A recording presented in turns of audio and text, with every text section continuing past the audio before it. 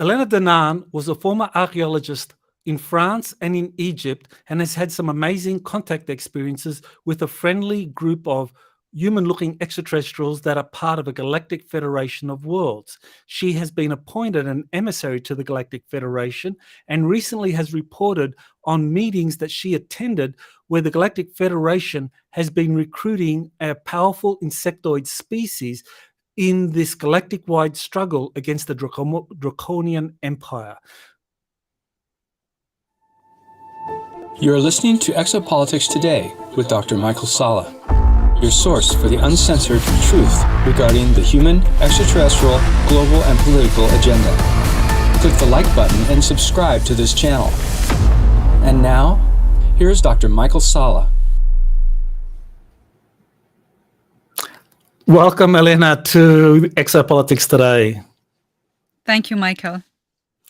Well, I really am fascinated by this report that you put out earlier this week concerning this insectoid species, the Negumak. So you want to just describe this species, and I know you wrote about them in your 2021 book, and you had a description and you drew them. So how did you get to kind of like draw them? Just tell us about how you found out about the Negumak. Well, when I was writing this book in 2021, A Gift from the Star, 2020, I was writing about my abduction and my rescue by extraterrestrials, and the plan changed, and I started to be given information about alien races visiting Earth and involving the affairs of Earth. And I was communicating with my contact in the Galactic Federation of Worlds, Thorhan Eredion, and we have a technology. We communicate via technology. I have an implant, which is a communicator, and we can share images as well as sounds, voices, but also images. And he was sending me holographic images. I would close my eyes and relax and wait for the images. It would be kind of transparent color images. And I would then open my eyes and have a very short time to draw what I just saw, and then spend time to make the drawing nice. And that's how I got all these images. So that's the image of the Negumak that you put into A Gift from the Stars. So that's something that you saw from Thorhan. And so, I mean, that's a kind of pretty ferocious looking insectoid. So can you tell us anything about what it was that was unique to that particular species? They are a species on their own. They come from the Scorpius constellation, from the star system Antares, actually. The name of their world is Negumak, and the name of their culture is Gnomopo, but everybody says the Negumak. They are very, very tall. They measure about 20 feet high, enormous. They are a species on their own, but they are more insectoid. And the particularity of this culture, these beings, is that they are the only beings in this galaxy that can scare the Draco reptilians, the Sikaar. The Sikaar are afraid of the Negumak. They are afraid only of the Negumak, and that's very important information that everyone is aware of. Yeah, that is very important, and we're going to go into kind of more detail about this relationship between the Neguma and the Sikaar. But when did Earth's government first learn about the Negumak? I was told that they made contact in 1989 with Earth governments. That's the information I got at the time in 2020. And I mean, did they learn that the Negumak were here and were involved in the abduction phenomenon? Were the Negumak doing abductions, before 1989, or was it just after that? And can you, do you know anything about the abductions? Yeah, they were performing abductions, and it stopped very quickly because for science studies of Earth, science studies, and the Galactic Federation asked them gently to stop doing this, and they stopped, and they went away. But they took contact with Earth, and the thing is, in 1989, it was full power of the cabal and the deep state and the reptilians behind them, and they didn't like the Negumak, and they were scared of them because the Negumak, they are independent and they do not like the Draco. It's very interesting. They look very scary, and they really look scary, but they are very spiritual beings. It's really weird. We are not, we have been so much fed of ugly, scary aliens want to kill us, and good-looking aliens want to save us. I mean, that's Hollywood. There are good-looking aliens who want to kill us, and there are ugly-looking aliens who want to help us. And the Negumak are on actually nice people. They do not have the spirit of conquest, which is lucky for everyone. They are quite trying to be in peace with everyone, and that's good. That's good. Yeah, very interesting that the Negumak made contact in 1989 with the governments, because soon after that there seemed to be an effort to kind of like depict the Negumak as a hostile. It's very interesting that in 1989 there was a comic book series that began, which was based on the idea of aliens versus predator.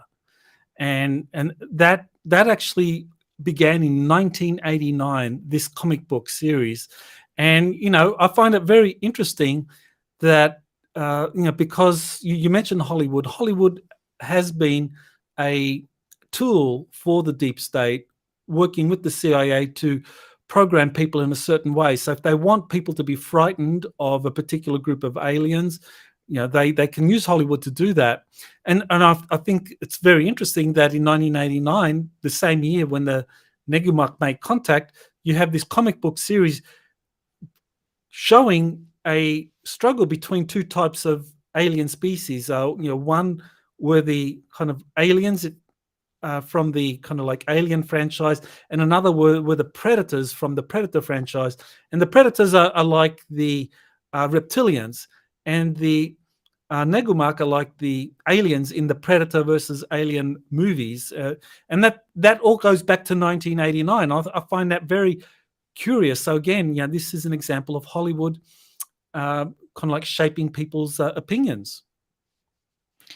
Yes, and I was told when my book, A Gift from the Stars, came out, very shortly after, people were messaging me saying, "Oh my gosh, have you watched Independence Day?" And I said, "No, that's the same aliens, the Negumak." I went, "Wow!" And I was very impressed. And then I start to think there's something there that's not right. The people who made this movie knew about these aliens for sure, and they turned them into regressive, dangerous aliens invading Earth. But I knew from my informations that they were nothing like this. The Negumak are actually decent people, So so Independence Day, that's another one, another sci-fi series, like the Aliens versus Predator series, the Independence Day series. I mean, that also depicts the insectoids as the enemies. And in, I think it was the first one, 1996, you don't get to see the Queen, but in the 2016 movie, you get to see the Queen. And if you look at the comparison of the drawing you did in your A Gift from the Stars with the alien, or with the alien kind of queen, I mean that is a very close match. And what's really interesting is that you haven't seen or Independence Day 1 or Independence Day. You haven't seen either of those movies, have you?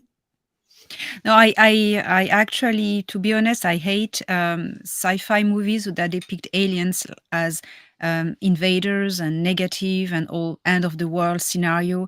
I never watch them. I'm quite a Star Trek and Star Wars lover. I don't watch anything that type. It's just depressing or scary. So no, I haven't seen them. Well, I think it's really amazing, the similarity. I mean, it's like I think it was Roland Emmerich. He was the director of the first Independence Day movie, probably the second as well, and he's a kind of a major Hollywood director. And here, I mean, the resemblance between the alien queen in Independence Day 2 and the Negumak is so close that you can be sure. I mean, I would guess, and I would bet on this, that he was given a picture or a drawing, probably similar to your own, about the Negumak, and told, okay, you got to make a movie where these guys look like ruthless killers here to wipe out humanity, and they're genocidal, and you've got to instill fear in humanity against these. And to me, that the fact that you drew this and you hadn't seen the Independence Day movies, you got the clear image of the Negumak from the Galactic Federation, from Thorhan, and then we see the comparison between what you received and the Negumak, what you received and the alien queen in Independence Day 2. The match is like, okay, this is not coincidental. It's like someone in Hollywood, Roland Emmerich, was given this image or picture and said, you got to make this movie, or you got to show these beings to be very hostile, very aggressive, and genocidal. Yeah, because the picture I get, Thorhan was sending me the holographic images of the aliens from the Federation database. So I suppose if someone got images from there as well, or maybe there are universal pictures of every race that are like the standard, and they are like in every organizations. Maybe I don't know about that. I don't know. As you say, it's a queen. So the Negumak I saw, because I met one. Later we're going to talk about that. He looked exactly like this, but it wasn't a queen. It was just a representative, and there was a masculine energy coming from him. So that's interesting as well. Oh, that is interesting. Yeah, so it's rather than a queen, we're talking about androgynous or a masculine energy coming from, at least some of the Negumak. Okay, so I mean, I think it's pretty clear that Hollywood was part of some kind of psyop to instill fear in the population against this species that is a kind of like an enemy of the deep state, or of the Draco Reptilian. And I think it's very significant that we understand that Hollywood plays this role, that Hollywood has for 70 years now been putting out movies, trying to condition the global public as well as the American public to think in a certain way about aliens. So the fact that they went to this effort to depict that particular species in this very hostile, aggressive way tells you something about the motivation. Because, I mean, you said that Thorhan.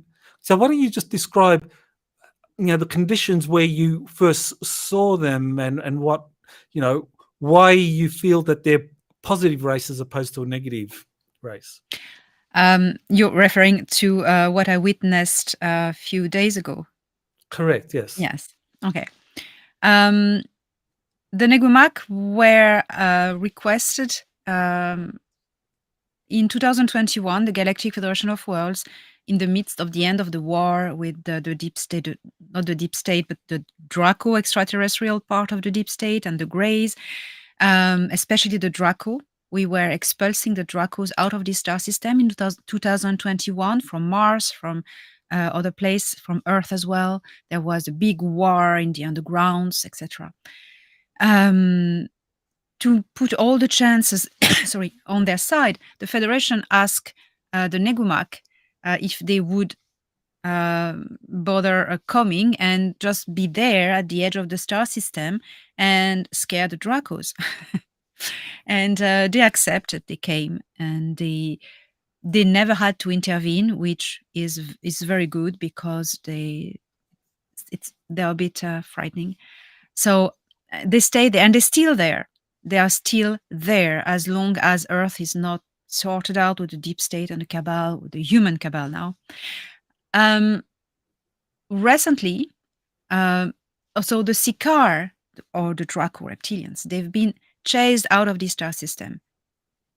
They are very, very angry about that, to have lost Earth and the Sol system. So they are trying. They have been trying to get back in, but they cannot, because you have the Galactic Federation, and you have also the Intergalactic Confederation, or the Cedars is a group part of them, who are, I mean, there are 500 motherships in this star system around Jupiter, and there are even more around the star system outside of the plasma shield. So it's a lot. You know, the Intergalactic Confederation, they do not bother with numbers. They are an organization with many galaxies, so the numbers, they don't count. When they move fleets, it's a lot of ships. And so the Draco were trying to nagging the Negumak to starting to provoke them, to get them out, to get back into, and they wanted maybe to attack the Intergalactic Confederation, which is stupid. Anyway, so the Negumak were just tired of that, because they have a limited amount of patience, I discovered. And so instead of attacking the Draco, that tells you about them. They could have straight away answered to the provocation and attacked back the Draco, but it didn't do that. They tried to get a way to make peace with them and calm them down. So that tells you who they are. They could have wiped them out like this, and they're not looking for that. That's very interesting. So they request the Federation to have access to the genetic frequency database of the Federation concerning Earth. Why that? So a ship was allowed to come into our star system, a Negumak ship, a small ship carrying Negumak, and meet with the Federation. So they were in the star system waiting for a meeting. Why did they want this, have access to this database? It's because they were looking to take hostages, Sikaar hybrid hostages, important hostages, that they could trade with the Sikaar to get them to go away. So the Federation, I was given notice that there would be this meeting, and if I wanted to come as a reporter. So I was very excited about that. So that happened on the 19th of April 2023. I was beamed on board the Excelsior, and from there, sorry, it's the first time it happens to me. I was given gloves, very, very strange dark blue gloves. And these gloves are technology. And this technology, so it works on the DNA as well. So I was invited to put my hands on pads on a circular table. There was an like inclinated field like this, and we would put our hands on it, and there was the whole high command of the Excelsior, and I was told we will not do a holographic projection as normally the meetings do, because the Negumak don't do holographic projections. They want people physically. They are very straight and simple people. They want things normal, and so we would bilocate. And I had never done that way, at least. Never. It was really impressive. That means I was going to be split in two. That was really weird. I never done that. So my a version of me would stay on the ship with the hands on the pads, and I would be doubled, teleported to a location where the meeting was taking place, and it was physical. So at any moment, we could relocate to the ship if something was going bad. It was very interesting technology. It felt like teleportation, felt exactly the same. So there were 3 representatives of the Intergalactic Confederation, the Cedars. There were Ardana and High Commander Denethor. They were there as well. So I was asked to remain in my seat. It was stone seat. It was in a cave, and there was like a curtain of white, thick, grayish, thick mist in front of us. The cave was huge and it was freezing cold. So I was invited to adjust my body temperature by putting a hand on my biometric belt, and that adjusts the temperature for me. And sorry, that how to describe that? I was expecting it, but at the same time I wasn't. The Negumak were there, came through the mist. It was apparently something environmental to them, that they could breathe and be in their mist. That was their environment. The meeting was, I was told, it was taking place on one of the moon of Uranus, Ariel, because it had a carbon dioxide atmosphere. And so the Negumak arrived, and one, I could see the front part of one, and it came out of the mist. It was very scary. I was so scared. I had a shock. It was huge. And the head coming first, and then the claws, and I could hear tick, tick, tick, tick, tick. It was like a giant spider with metallic, I don't know, hard claws at the end of it.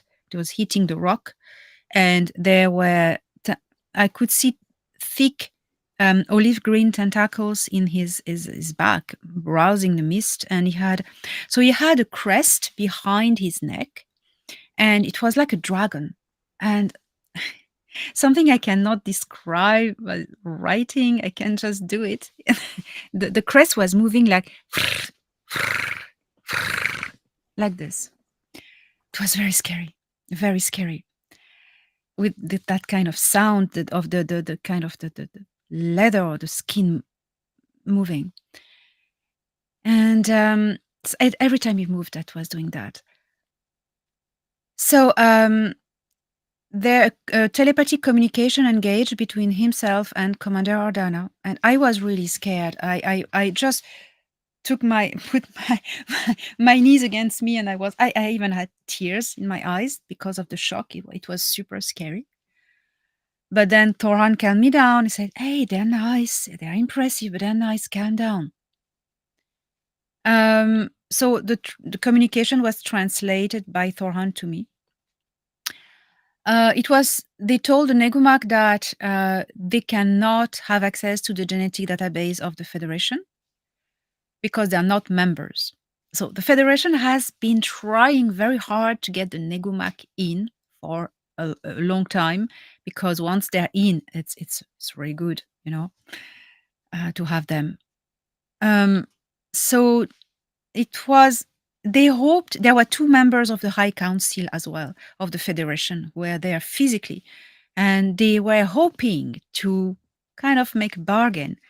They said, we are not giving you hostages.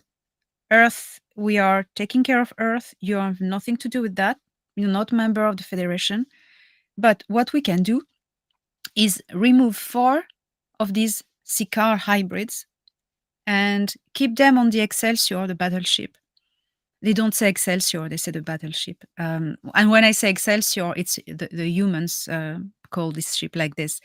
They don't call it like this. They call it the battle station.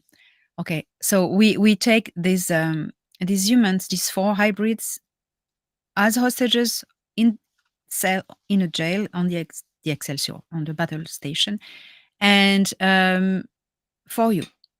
And that's the deal. Otherwise, if you want them, you become member. So the Negumak wasn't happy at all. He wasn't happy at all. And he was pacing the cave right to left, and moving his crest and ticking the ground, and boom, boom, boom, boom, boom. It was, I swear, I was terrified. Even if I knew I was assured that I risked nothing, it was fine. And even if something went wrong, we could relocate instantly. But it was impressive, impressive. So he wasn't happy with that. So there was a lady from the High Council. She was there, an Osman lady. It's a race, human race. They are tall. They are bold, tall. She's the law keeper of the High Council, and she's in charge of keeping the Prime Directive documents. So she had a copy document of the Prime Directive, and it was a holosphere. It's big like this, holographic sphere, blue with bit of gold, and it was in data holosphere document. That's how they store their documents. And she gave it to the Negumak, and she said, she held it towards him, and she said, well, that's our conditions. And if you want to, however one day wants to join the Federation, here's our Prime Directives. And with this document, there are all our laws. Study them and think about it. And he took it in his hand, and then he withdrew. There were other Negumaks behind. I could maybe hear two of them. I don't know if there were more in the mist. I couldn't see them. They withdrew. They stepped back and making a sound like not but kind of very, very low sound. And it was their way of salutation, to say goodbye. It was quite impressive. And then we were beamed on board the ship. So, yeah, I was still shaking, and I've been shaking following day. On the 28th, they gave their answer. So I was invited by Ardana, High Commander Ardana, on the battle station, the Excelsior, to look at a holographic projection that was broadcasted to all the diplomatic stations in the whole galaxy, where the Negumak, one of the Negumak leaders, an important one anyway, was giving his answer, saying that the Negumak will not enter membership with the Galactic Federation of Worlds on the condition of a bargain. They like our laws, they like the Prime Directive, they like our ethics, but so they are considering, and they are okay, they are considering entering as members, and it will be on their terms and when they want. So it's good because, as Ardana said, it shows that they have ethics and honor, and that's good. And so what's going to happen is that these 4 hostages are going to be in custody of the Federation and see what happens. So I just wanted to kind of people that might not know that information you put out in a video update, and also you wrote about it, and people can just go to your website, leonarddenard.org, to get the update, both the video with the graphics of things that you described, and of the written version or the report that you did of that. So people can go there to get the details of that. I thought it was an amazing report, and but the implications are really very important for us as a species, because people watching this, we're totally fixated on the idea of disclosure, deep state covering up the truth about an extraterrestrial presence. Very few of us are really prepared for all of a sudden being thrust into this dilemma in terms of a galactic war that involves these ancient species, the Draco reptilians on the one side, and then you have the Negumak on the other side, and of course, that we have depictions of that ancient war going some time. I mean, of course, you have the movies. You have Alien versus Predator, and for those that have watched the Alien versus Predator movie franchise, the first one depicted them as fighting. That this was an ancient war being fought by these species, and it took place in a pyramid in Antarctica under the Antarctic ice, showing that this was an ancient war, and there was murals depicting the kind of extent of this ancient battle.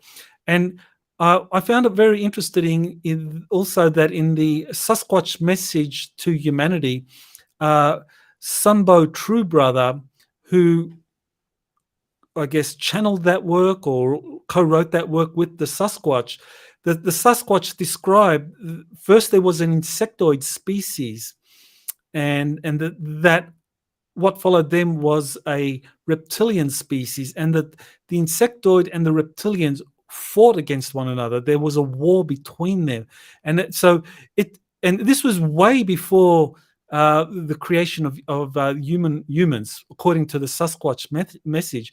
So it says that this war between the insectoids and the Draco reptilians goes back many millions of years.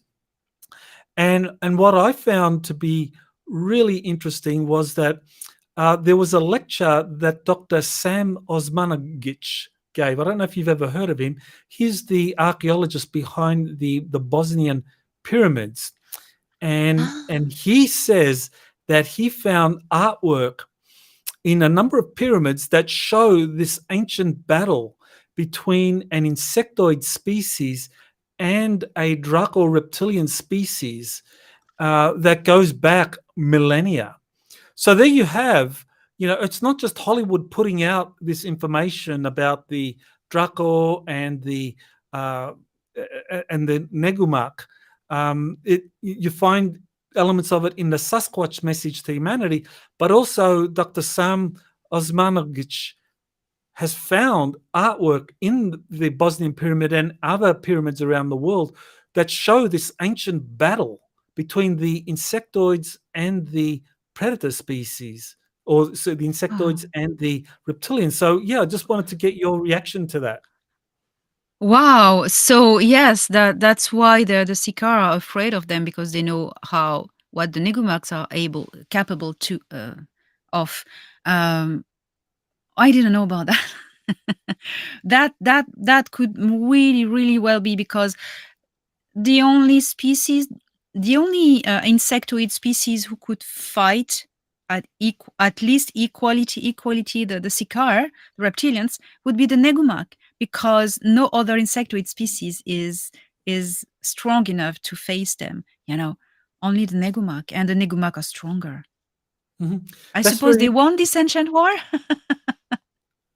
That's very interesting what you said, because I know that a lot of people describe the praying mantis insectoids as kind of like working with, or sometimes being allied with the Draco reptilians. And people have described the praying mantis insectoids being there with the tall greys or with the Nebu, and that they're all part of this kind of Draco Orion deep state alliance, that the praying mantis are being a part of that. But the Negumak are, as you said, a completely different species.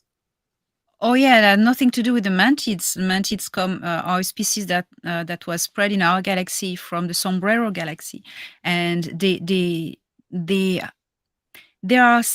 like to be scientists and just do experiments, and they don't have the same ethics as everyone else, so they don't care for which side they work. And the Orion Empire has enslaved many of them. So that has nothing to do with the Negumak. Oh no, the Negumak are from this galaxy. They are from Antares star system, and they're really local to this galaxy. And there's nothing to do. They're 20 feet high, at least. There's nothing to do with the mantis. Totally different it is. Right. So that really kind of leads to the big question here in terms of like, okay, so, disclosure is much more than just finding out that extraterrestrials are real and the government has been hiding them from us. It's like waking up to the fact that, there is a big galactic history that we don't know about, and that these different sides have been warring against each other.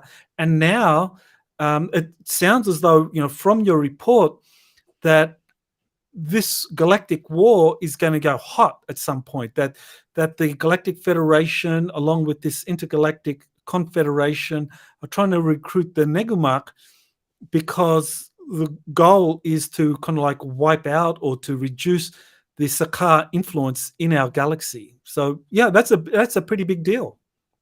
Yes, the Sakaar have been growing and growing and really annoying everyone, and they are at the origin of the Dark Fleet. So, and very much involved in the Dark Fleet. So we think that in this last war, the Dark Fleet will be on the side of the Sakaar Empire. I need to remember, we kicked out the Dark Fleet faction that was in our star system, but we didn't kick the whole Dark Fleet. Nachtwaffen.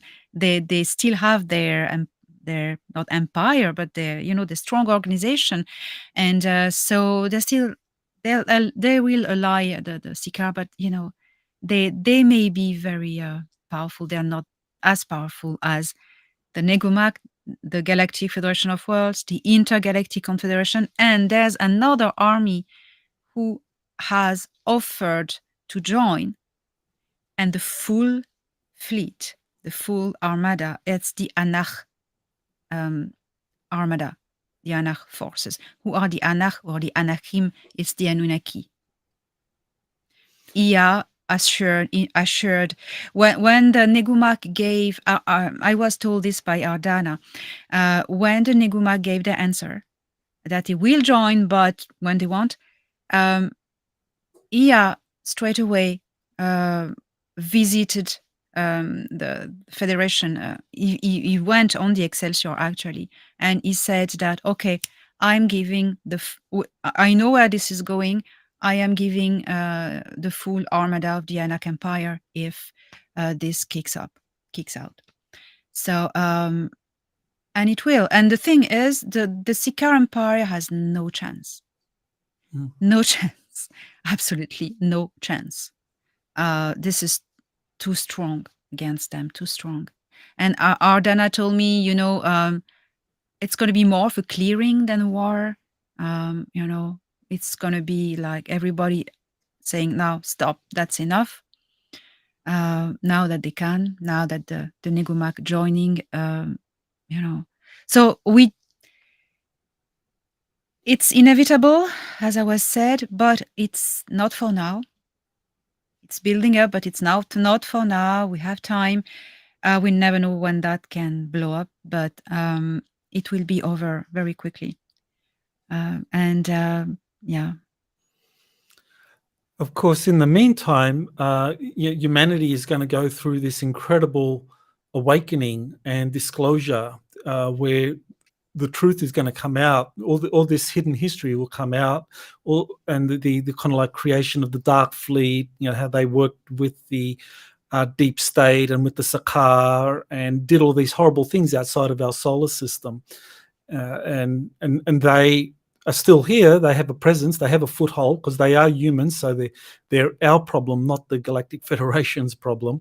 And so we have to deal with them. But on the other hand, we know from different sources that the White Hats or the Positive Earth military have been working with the Galactic Federation for some time, for many decades. I mean, William Tompkins, who was one of the key people in creating the US Navy's secret space program, I mean, he talked about the Navy working with the Nordics going back to the 1950s. So this has been happening for a long time, and he said up front that the Navy was working with Nordics, and the Nordics were helping the Navy build new fleets in the Nordic spaceports in another solar system, because Earth had become so compromised. So that kind of like corroborates what you've been saying, that the Earth Alliance, Space Command, are kind of like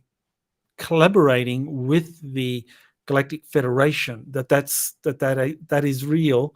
But of course, once humanity wakes up and learns the truth, we don't know when, but it sounds like it will happen, that there will be a confrontation with the Sakaar, because, as you said, they're angry. They are wanting to come back. For them, it's a matter of pride that they lost control Yes. of our solar system.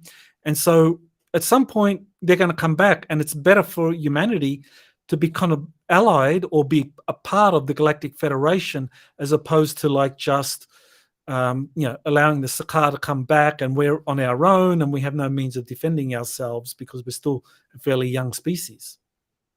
Yes, and after the Jupiter Accords in July 2021, Thoron said to me, to a question I asked him, I said, why are you hiring these CEOs such as Elon Musk and Bezos and the others to build ships and to build technologies? And he said, because we do not have time to train new ones and new factories. They are here. We're going to use them. And I say, no time? He said, he said something like, we are running out of time and we need to, we have no time. We need to be quick. And I tried to ask more questions, and he said, no, there's no solar event, no catastrophic things. It's just political and diplomatic reasons. And I didn't know more. And now it makes sense to me that humanity needs to really make an effort to get on together, fight the right enemy, which are humans on Earth in the cabal, and you know which ones. And then once we unite together, we can have make the step forward and join the Federation and being, ready to defend ourselves as members of the Federation. Because once in, the Federation can really help us militarily, openly, because we are in and we are not subject anymore to the Prime Directive. So they can really do whatever they want. They can send fleets, open day, and kill the baddies. As long as we are not in the Federation, they cannot do that. So we need to just move forward and just, everything, stop being fearful, and etc., etc. Well, that's very important, what you mentioned about the Jupiter Accords. And of course, the way you described it initially was that there were 14 nations represented at the Jupiter Accords, and 6 of those nations were part of an executive council that were formed to kind of like manage space affairs on behalf of the Earth. And the United States Space Command was chosen as kind of like the lead or the chairman of that executive council. But of course, you mentioned that Russia and China weren't very happy with the arrangement, but nevertheless, that was the condition that the Galactic Federation set for Earth joining the Galactic Federation, that we have to speak as a unified voice, and that this executive council and this leadership by US Space Command would be the key for that. So as we step forward and become a member of the Galactic, how strong is this kind of like unity between the major nations, or is it paper thin? Because on the one hand, you look at the world around us now, under this Biden administration here, it's like, they're trying to push the United States into a war with Russia over Ukraine. They're trying to get the US involved in a war with China. But behind the scenes, my source, JP and other sources are saying that, there's the White Hats are collaborating, that there's a lot of unity between them. So is this kind of disunity or chaos on planet Earth really just a show, that really behind the scenes humanity is kind of as unified as it can be, and that we are on board and we are, there shouldn't be any problem with us joining the Galactic Federation? Yes, I think there's what we see and what's behind the scenes. After the Jupiter Accord, 2 ships left the Accords Jupiter, it was a Russian ship, well, 2 ships of Solar Warden carrying a Russian delegation and a Chinese delegation. And but they were still part of the whole. Just they were not in the lead 6 countries who were leading the Space Federation of Earth. But China and Russia were still part of the whole thing, just not in the leader group. But they're still part of it. So that's something, we need to keep in mind. China, it's true that they try to be a little bit competitive and independent, but they're still part of the whole federation. So I think it's a matter of everyone being on the same frequency of, that's we are joining the federation. We become member of the federation. And that is something that is going to happen. And it is going to be smooth and easy because once we've gotten rid of the deep state, we have everything to gain from the federation. We are sharing technology, we are sharing science, and we protect each other with no prime directive, nothing anymore. We just openly protect each other. And for Earth, we're going to be untouchable, because the empire, like the Nebu, never attacked a world that was part of the Federation. That would straight away start a war. The Seeker have never done it as well. So once we're in, we're protected. We're defended and protected. And all these enforcements of the Intergalactic Confederation that are back into this galaxy, and they are having a close hand on the things, nothing can happen. Nothing can happen anymore to the solar system. We are so much protected.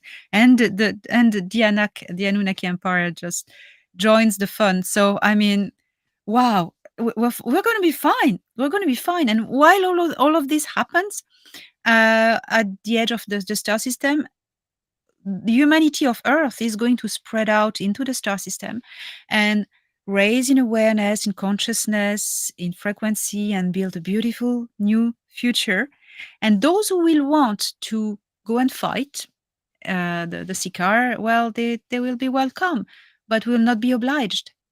I'm still studying all the politics of different worlds, part of the Federation, and I am discovering that when you enter the Federation, you could think, oh, now they've helped us. We owe them to help them and enroll in their wars. But no, we are not obliged. We do it if we want. If we want to, it's always the same free will, basic thing with the Federation. Nobody's obliged of anything. Okay, so once this kind of like show is over, once the deep state is defeated, and that still can be a matter of weeks, months. We don't know when. I mean, hopefully it's not going to last too much longer. But once that happens, then the true history is revealed. People will learn about the different races, what they've done here, and people will feel much more comfortable about being with the Galactic Federation, because I'm sure people, there will be some that will be pretty shocked when they learn about the Negumak, and it's like, whoa, you want to be allies with that group, but then again, they're the Sakaars that have been part of this oppressive system. So, the enemy of my enemy is my friend, right? Yes, right. Absolutely. And yes, we have to learn about diversity, and yes, that's going to be, we're going to be good. We're going to be good. Mm. Well, just to kind of shift gears a little bit, I know actually one of the reasons we actually got to meet originally and talk was because of a super soldier from Singapore, Chow, and you talked to him and got to interview him a few times, and we put his material, or you put his material out. I kind of helped get that material out there, and he described how, as a super soldier, he was trained to fight against the Sakaar, So that was fascinating, and there was other people who had come forward saying the same thing, that there were a lot of super soldiers that were being trained to fight the Sakaar. So these Predator movies are based on fact that I mean, it's not just the aliens or the kind of like Negumak that have been fighting the Sakaar, that human super soldiers have been trained. So you just finished a book about your conversations with Stephen. So you want to tell us about that and when it's going to come out? Yes, Michael, thank you. Yes, I published on YouTube a video of my interview of Stephen, where he tells a bit about his life and about his time at Area 51. But there's more than that. There are email conversations, Zoom calls, and we've been talking about Area 51 and sharing our informations about aliens. And I am making all of this public. Of course, the transcript of the video, but also all my conversations with Stephen, which are rich with so much information. So I'm publishing a book about all these conversations and corroborations as well of what he says. And I'm publishing this book on the 1st of June 2023, and you can pre-order. You're going to be able to pre-order the Kindle in the meantime. That Stephen wanted to be interviewed by you, even though he knew it was dangerous for him, that he was warned against it, that he was told that if he was going to be interviewed, go public, that his life was threatened. And I mean, I think after your interview went public, I mean, he died. I mean, you want to talk a little bit about that? Well, actually, we were communicating and by email and Zoom conversations, and never at any moment it was a question of doing a video, because to me it was unthinkable,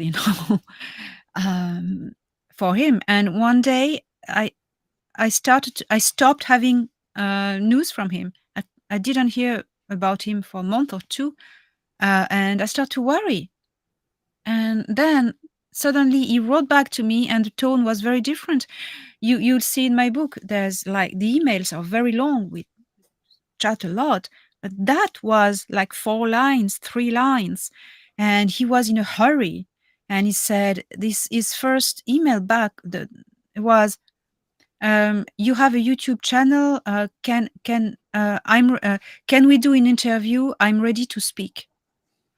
I was shocked. And I answered, "Are you sure? Because, I don't want you to get any trouble."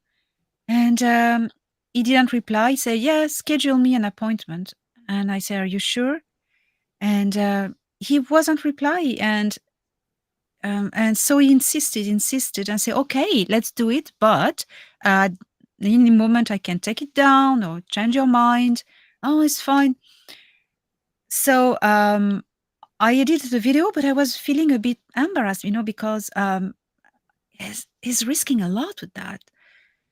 And he rushed me to put it. And the last email before the video was aired, he said it was written in capital, "Put it out, please." And he wrote, "I'm bleeding. I have blackouts and I'm bleeding." Wow.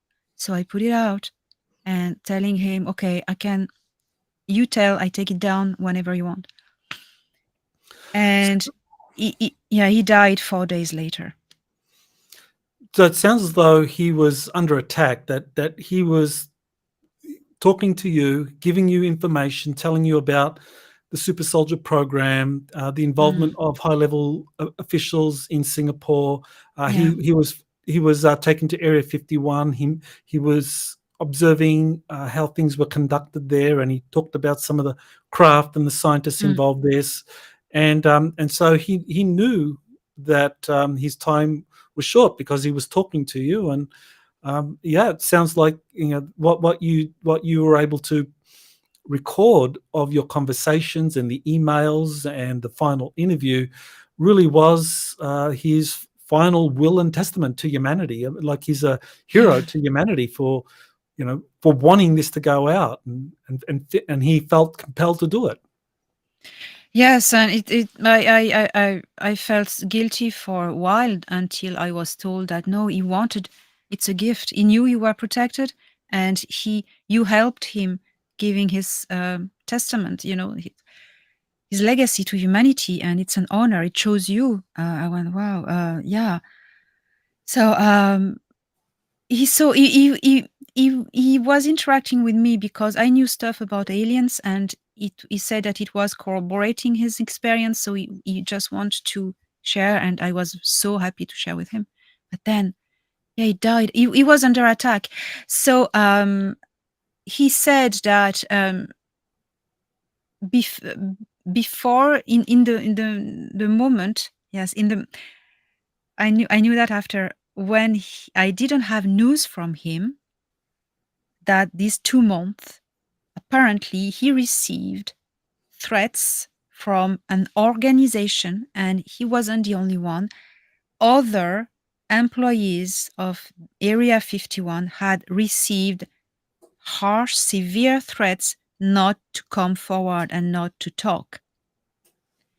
And then he emailed me again, and he said, I want to talk. I want to speak. I want to speak now. And he was really determined. Well, I think he's a very brave person, and I think he finished life in a way that is, really good for him. I mean, I think that was his sole mission, to kind of like have these experiences and to tell humanity, share that, and that was wonderful that you helped him, that you facilitated that. So the book, when is it going to be released, and can people pre-order it? I am going to put the pre-order on the 8th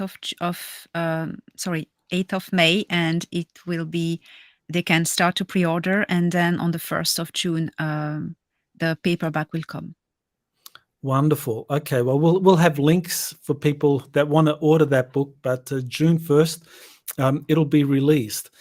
So I wanted to now kind of shift to another topic, which is very topical at the moment, which is a lot of these orb sightings that are happening all around the world. And, there's been a lot of speculation as to where these come from. So I just wanted you to maybe talk a little bit about the Cedar ships, because I know you talked about, I think it was 4 Cedar ships that you fleet and were approaching the Earth, and were going to park around the Earth and do things. So were there 4? Are there more? Are they releasing probes? Are they releasing orbs? You want to tell us? Yes, the Intergalactic Confederation, that arrived in October 2021 in our star system, they are 500 motherships in the vicinity of Jupiter. They parked a little bit, few months later in 2022. They brought 4 motherships in orbit of Earth. They are cloaked, you can't see them, and that's when a disclosure plan was started with the Intergalactic Confederation, that they would also show their ships more often in the Earth atmosphere, to start to get people used to see scout ships and flying saucers, etc., to prepare the disclosure.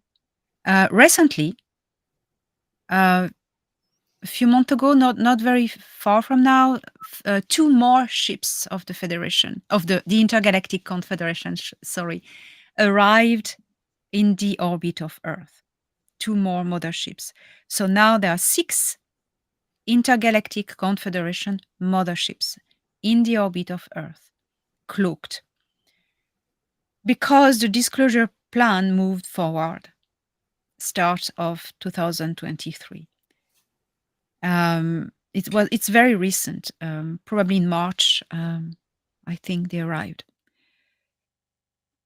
The orb starts to be released at that same time. The Intergalactic Confederation uses this kind of technology. These are probes. So the Galactic Federation of Worlds uses probes as little flying saucers or little metallic ships the Intergalactic Confederation, who are more advanced in technology, they use plasma orbs, and they are like remote viewing cameras. They are like cameras. That means they have technology in their ship, and they send the orbs, and they're like flying cameras, and they see that on the screen. But not only cameras, they can record frequency signature, any type of things, any type of data. So they are roaming the Earth. They are sending orbs to seek for particular humans. Particular humans who are meant to play a role in the disclosure, and especially with the ARCs. These humans have special DNA frequencies. They have the DNA cocktail necessary to activate, to work the technology. So they are gathering these, they're not gathering them, they spotting them. Because these humans have the seeders, some of the seeders genetics, so they can work the technology of the ARCs, some of the ARCs. That's interesting.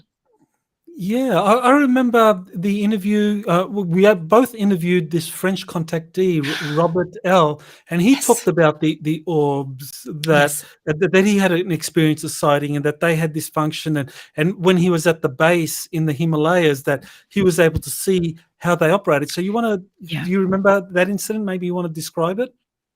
Robert L., yes, he's a French contactee. He's in his 70s now. Yes, we both had a chat with him, and you made a video report about him and an article, I remember. He spent 1 year in a base of the Intergalactic Confederation with actually the Altians in the Himalayas.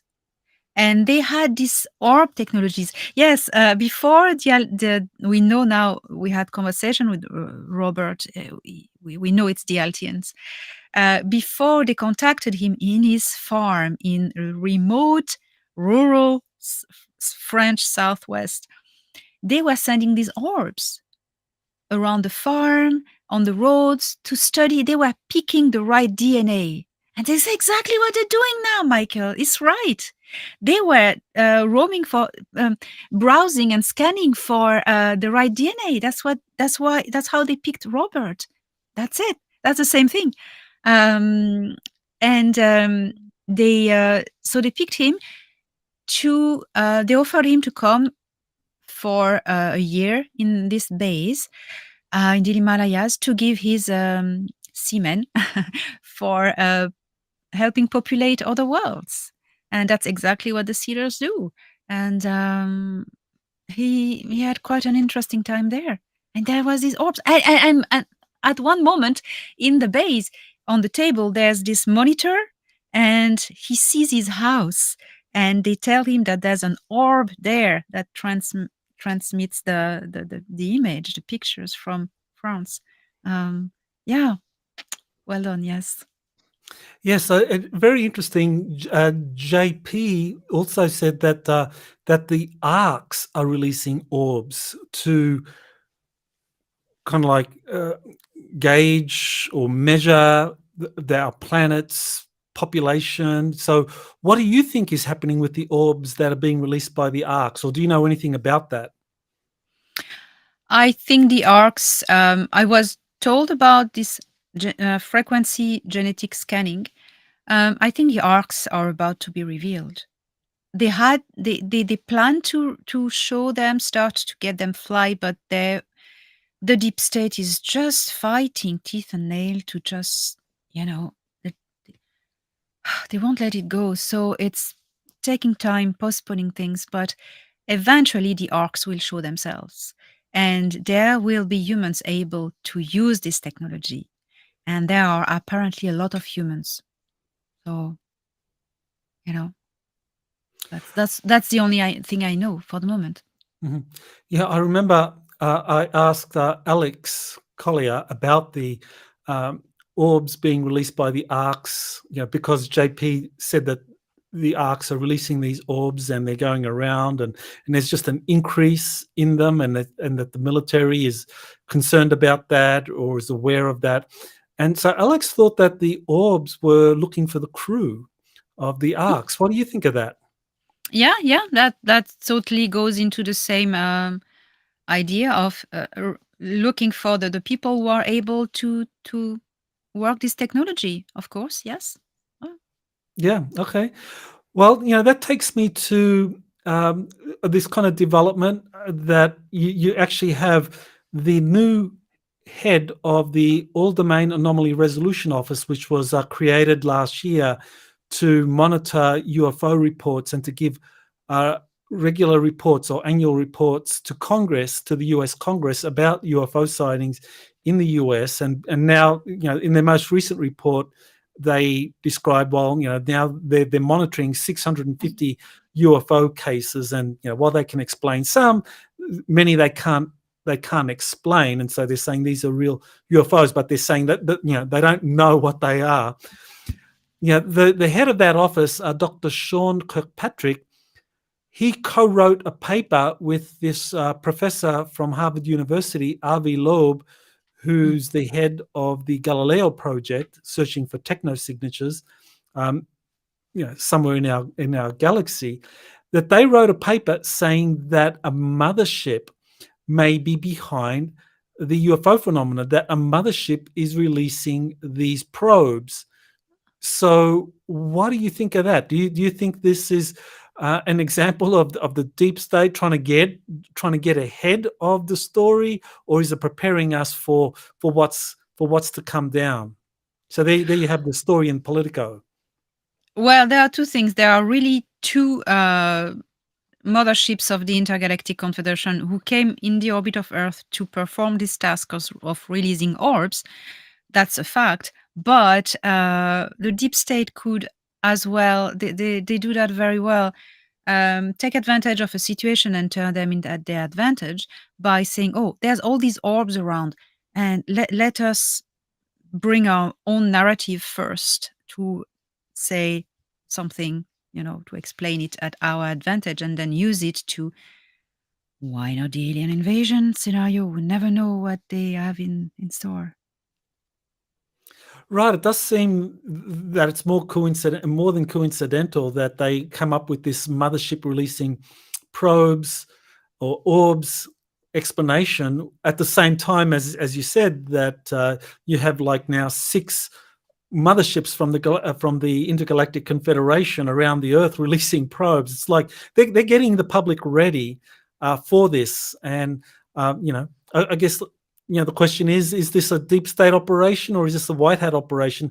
I know that Thorhan gave this disclosure plan back in January to the 4-star general that runs Northern Command in the United States, General Glenn Van Herk. He gave him this disclosure plan. So do you think this is part of the disclosure plan? This paper, or the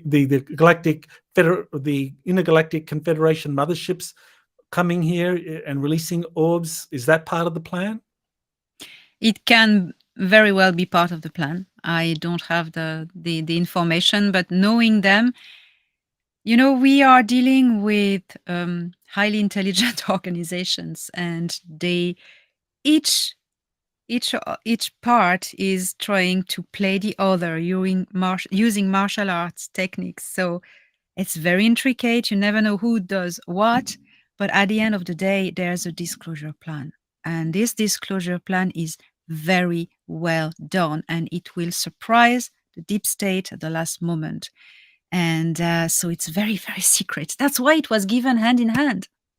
And Michael, even if I knew the whereabouts, I wouldn't even been able to tell, because I would just mess it up, you know. So there is a plan that is unfolding. It's very, very well done. Very well done. So let's see what happens.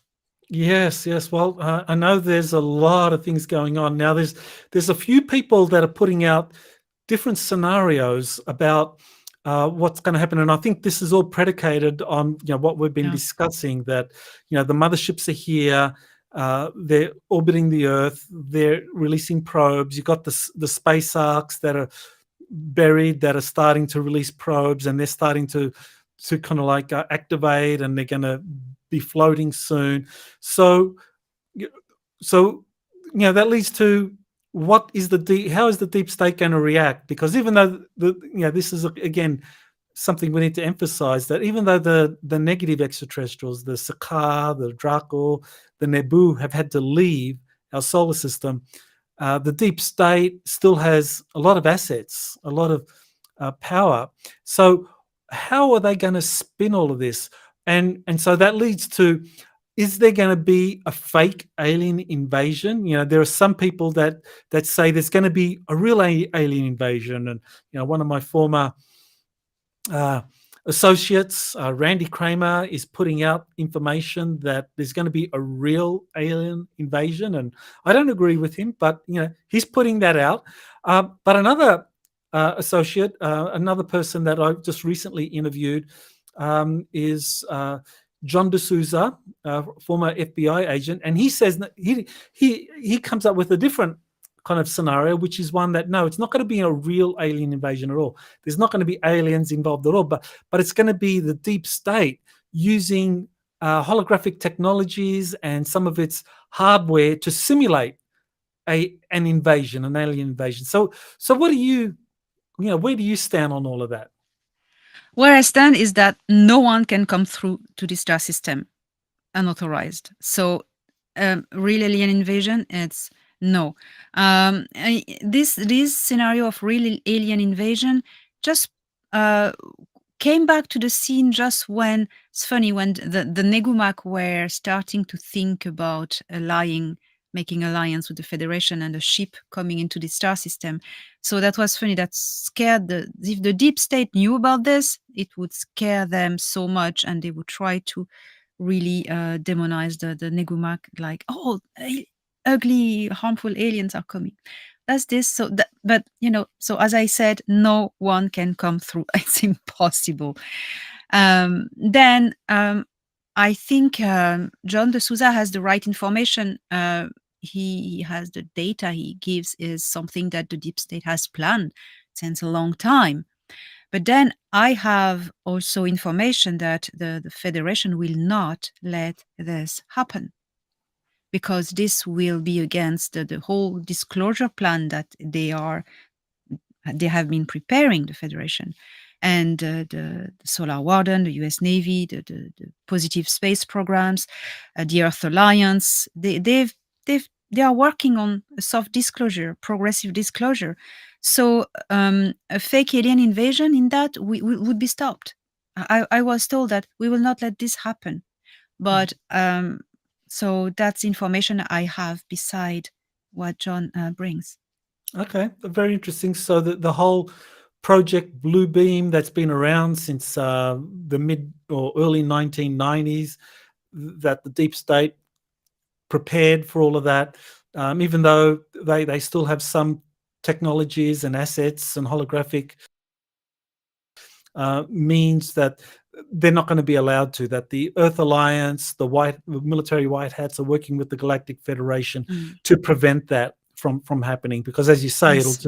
it'll just create chaos and a lot of confusion. Yeah. Okay, and that makes sense. I mean, why traumatize the public any more than they need to? Because once the truth is coming out, it's going to be traumatizing as it is to learn the history of what's been really happening on our planet. Yes, and we have enough to be impressed with all the truth that that have started to come out. I mean, we don't need more. Right. Yeah. So this kind of takes me to the final kind of segment that I want to series of questions I want to focus on, which is the religious community. I mean, the religious community have been kind of like pretty brainwashed by the negative extraterrestrials, and some of it is coming out. Now, of course, at the heart of the Judeo-Christian or the Abrahamic faiths is this supreme deity called Yahweh, or Jehovah, or Yaldabaoth. And there's a lot of debate over exactly who this being is. Is it, as some Christians, some Muslims, some Jews believe, this all-powerful God that stands above all of the other gods or ETs? Or is it just one ET imposter pretending to be an all-powerful God, fooling the religious community into believing that he is this all-powerful being, but yet all he is just one among many different extraterrestrials, that he's none other than Enlil or maybe Marduk? So you want to maybe talk about that? Yes, thank you, Michael. That's a very important topic. The God of the Ancient Testament, Yahweh, was a bloodthirsty evil entity. He was called the Master of War, and there are many texts that I'm not a Bible scholar, but I know Bible scholars who have researched this topic and are very good at just saying the same thing with corroborating ancient text. Yahweh was an Anunnaki god, and from my information, he was Enlil. Enlil, Enlil means the master of the commander, the master of war as well. And we know that he was reptilian. He had no empathy, and he totally fits the God of the Ancient Testament. And his aim was to keep humanity enslaved and arguing with each other. He was constantly asking everybody to bash each other, to kill each other, slaughter each other. He wanted to. There's an episode in the Ancient Testament where Yahweh asked young virgin girls 32 for himself. I mean, come on, it's not the God of love, it's nothing to do with that. It wasn't the God. The notion of God, in fact, it's something that humans put on extraterrestrials who were almighty and wanted to be worshipped. There's also the notion of God, which is an archetype or an egregore for an environment that humans didn't understand. But in the case of Yahweh, it was a real person, a real extraterrestrial. And he was really evil and playing out.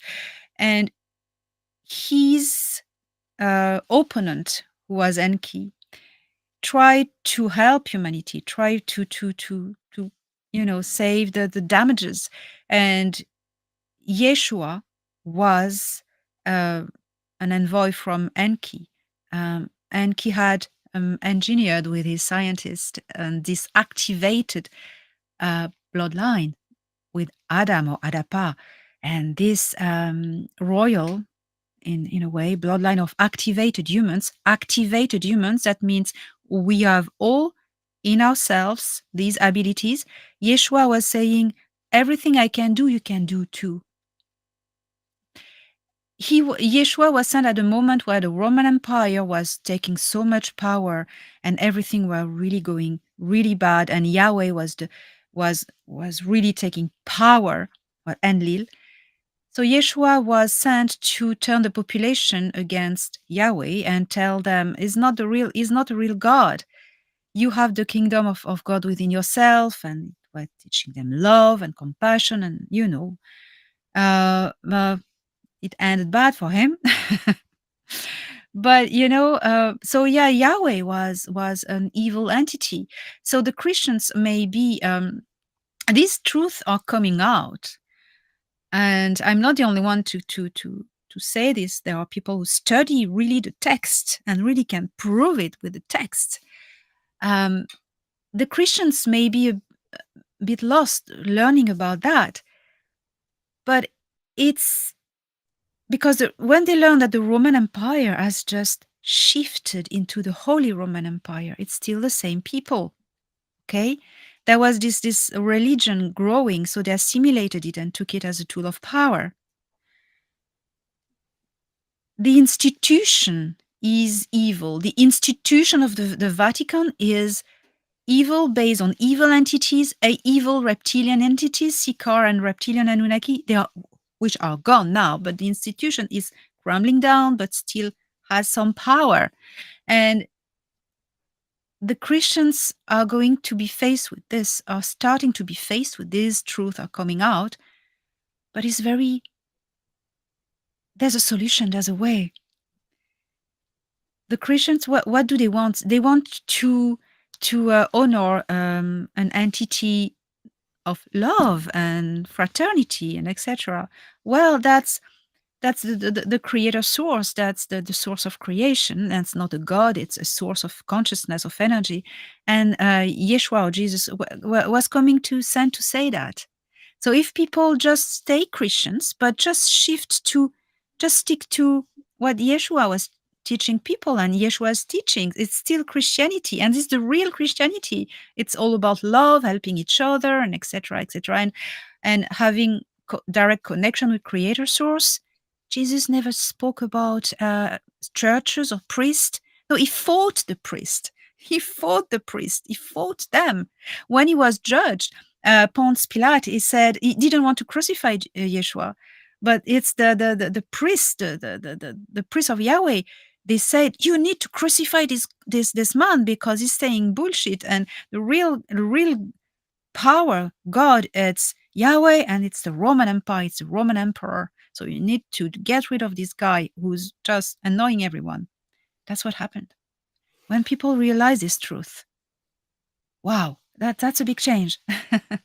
Yeah, I think that's going to be part of the revelation. And it's worth pointing out, I agree with what you said about the Catholic Church being taken over by reptilians very early on. And it goes back, back to the early period of Christianity, because a lot of people don't know that, now people think there are 4 Gospels in the Bible, in the New Testament, Matthew, Luke, John, and Matthew, Luke, John, and there's a 4th one that escapes me at the moment, Mark. So the 4 Gospels, but there were actually another 4 Gospels. There were 8 to begin with, and the other 4 were the Gospel of Mary, the Gospel of Philip, the Gospel of Thomas, and the Gospel of Truth. And there were 8 Gospels circulating at the time, and the latter 4 Gospels of Thomas, of Philip, of Luke, they were giving a very different picture of Christianity, of Jesus. And they actually described that Jesus was emphasizing the light within, that he was advocating that his followers learn to embrace the light within, that he was there to help people connect with that inner light. Exactly. And what the Catholic Church did was that they, with the help of the Roman Empire, they had the other 4 Gospels that talked about Jesus encouraging his followers to find the light within, that women were actually equals to men in the journey, that Mary was actually was the leading apostle. It wasn't Peter. Peter wasn't the leading apostle. It was actually Mary Magdalene was the one that had the deepest understanding of Jesus's teachings. That's very clear in the Gospel of Philip.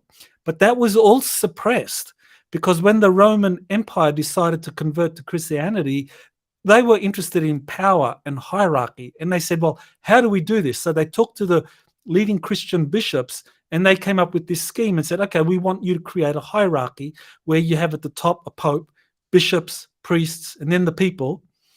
And and you will have everything you need to make that happen. And so the Orthodox Christians suppressed all knowledge of these other 4 Gospels and suppressed all the historical memory of the Gnostics. And it was only up until 1945, with the discovery at Naj Hammadi, when the Gnostic texts were discovered, that all of this came out. And so this has been suppressed. Even now, they're suppressing this. But I think this is going to come out. And in the 4 suppressed Gnostic Gospels, it's very clear Jesus taught everyone to find the light within, because together that light within is part of this universal light, which is God, which is the Father. And that this being that calls himself God, Yahweh, was in fact the demiurge. He's a pretender. That's actually part of the Gnostic teachings. So yeah, I totally agree that this is going to be a real watershed for Christians around the world. And I assume that Jews and Muslims will go through their own process because, yeah, the truth has been suppressed for such a long time. Yes, and it's not a faith crumbling down. They must not see that like this. They must see like an institution who has lied to people to manipulate them is crumbling down. But the faith remain in the good things, in the love, finding the connection, the creator inside, within ourselves. Go back to the teaching of Yeshua for the Christians. And there were these groups of extraterrestrials were Anunnaki. They were the protagonists. You had Enlil playing Yahweh. Sometimes they were swapping, but most of the time it was this. Enlil playing Yahweh, Marduk playing Satan, and Ninurta playing Allah. Yeah, in other times I would be burned for that. But they and Enki was there as well, and he was the one who told what's his name, Noah, to build to build the ark and save, and because Noah was the carrier of the bloodline of activated people, Enki was behind the scene, always trying to save the activated people, that this genetic strand stays in the population and multiply and spreads out, and the humans, it's like Enki installed an antivirus in the population, with activated DNA. Then people who are the descendants of this bloodline, a lot of people now, have activated powers, especially healing and paranormal powers. And that's how we are normally when we're activated. So it was a good move. So when we come to this idea, which is kind of like at the core of a lot of evangelical Christians, which is the return of Jesus, with the emergence of the Cedars, with the rise of the space arcs, with the return of Enki or Prince Ea, with the return of Jesus, how does that figure out? How does that kind of figure? Are we talking about a real historical being, Jesus, returning, or are we talking about the teachings that he promoted, and that's what's returning? Michael, I'm so glad you said it, because I share totally this thing. Jesus is not returning as himself or as a being. It's the frequency of his bloodline. It's his spirit, his teachings, as you said. It's totally it. Now we are in the time where the institution, the Catholic institution, is crumbling down, and with it all the other fake institution based on enslavement of the population by ignorance and submission. And when that crumbles, there's the renaissance of this faith in human, faith in who we are, and faith in the connection directly with, we can call it God or creator or source, because we are a fractal of it. And that is what I am really fighting to tell everyone.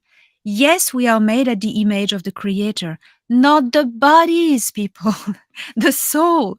We are fractals. The consciousness is a fractal of source.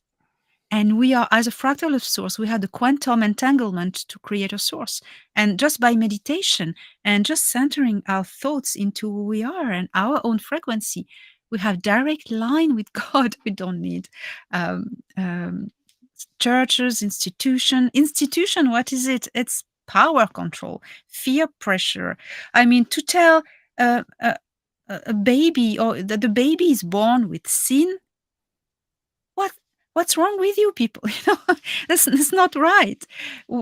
So we are coming back to the truth.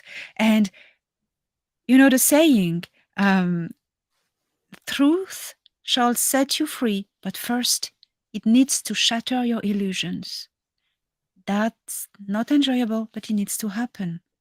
So to go through this change, go back to the essential, our direct connection. And if you want to, if the Christians wish to stay really Christians, let Yeshua study his material, and that's true Christianity for me. I'm not a Christian, but I would do that anyway. Yes, well, I mean, when you go to the truth, and Yeshua was really a dissident. Jesus was a dissident. I mean, he was persecuted because he wanted to empower people. He wanted people to go within and find the light within, not to give their power away to priests and hierarchy. That's why they crucified him. And of course, it's ironic that the church perpetuated that. But there are those Christians that kept that alive, and I think this is going to be one of the things that is going to be really amazing for those that follow the Christian teachings, that this true knowledge is going to come out. And I think this disclosure is going to have something in it for everybody. So in finishing up, any webinars? I know you just did one at the end of April. When's your next webinar coming up? I'm going to let a little gap because I'm quite busy at the moment. So the next webinar will be probably the 4th of June. So I'll keep everyone posted. And I'm still writing books, and I'm going to concentrate on really finalizing very well the Stephen Chow Area 51 book. And then I have other projects I conduct at the same time. So very busy and up and down when it happens. So we never know.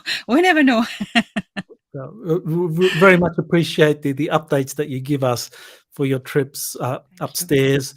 And I just want to tell people the webinar that you just did, I actually attended. I thought it was a fabulous webinar. So people can still go to your website, and they can still watch the replay of the webinar. So it's well worth it. And Stephen Chow's book comes out on June 1st. You can pre-order it as of May 8th from Amazon. Details are at elenadanam.org.